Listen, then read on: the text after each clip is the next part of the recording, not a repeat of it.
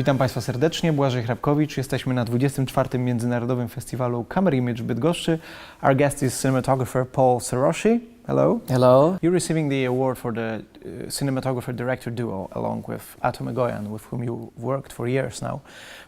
We've talked with Atom Egoyan and asked him about how his films and your films also, which you made with him, are sometimes, they reflect trauma, they reflect the psychological burden that the characters have to come to terms with.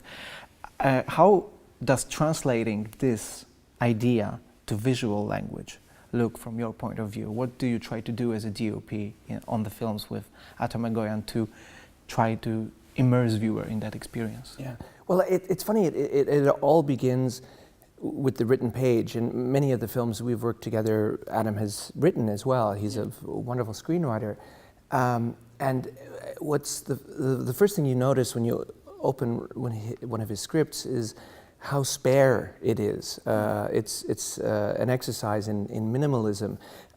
But for a cinematographer, it's an opportunity, because instead of page after page of huge amounts of dialogue, which on some level you are just recording, with an Adam film, your imagination is completely opened and placed into a position to explore. The script isn't telling you what you're seeing, it's asking you. And so I've been lucky over the years to work with Adam. He gives his team, the people around him, a huge space to explore and do things that they never get a chance to on other films.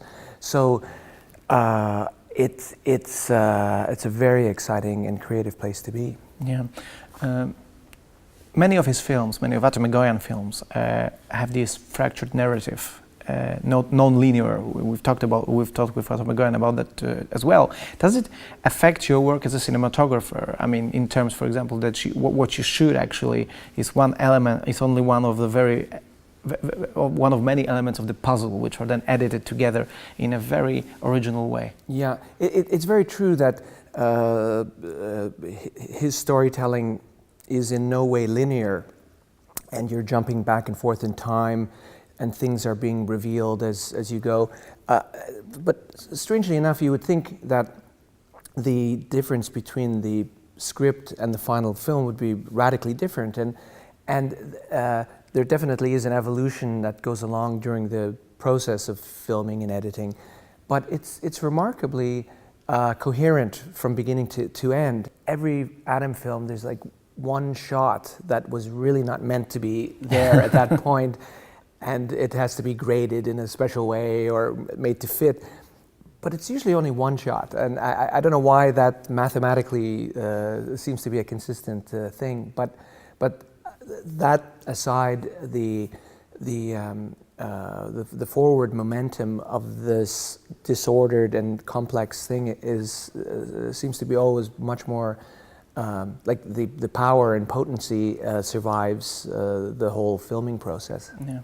Many directors and many cinematographers talk about how this relationship between DOP and director is essential to the success of the film, and I think we can especially see it in sort of a duos you make with Atom Egoyan, directors who have their own cinematographers and so on. What do you think is essential in your relationship creatively? What made this whole thing click? I guess one thing superficially that seems to have been the division of labor. Adam, as many directors are, is very concerned with the frame and what the frame does and how the performers in the story interact with the frame. And then beyond that, how that frame is lit and the world is created, he's very much left down to me.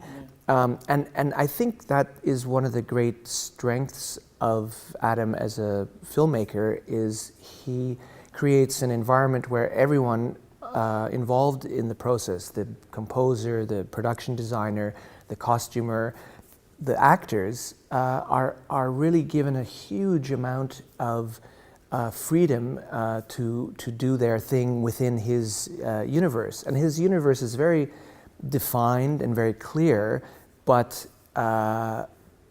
it's an incredibly exciting and happy environment for any creative person involved, because they can really explore things far more than I think personally I've encountered on many other productions. Yeah.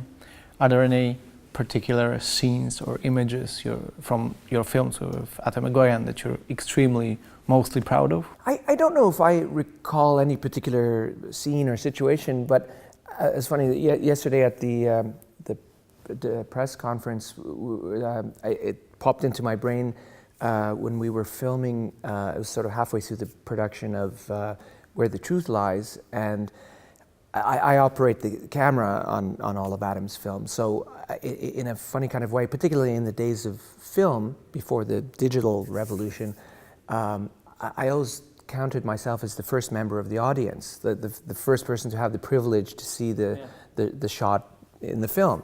And I just, on this one occasion, recall being halfway through a long dolly shot, and at one point I could start hearing Michael Dana's music playing, like what probably will come months from now, and how it fit into the overall story. And I had this weird sensation for a moment that I'm watching an Atom Egoyan movie, and in a way you're making it and watching at the same time. At the same time, and that was kind of strange but very thrilling at the same time. Yeah.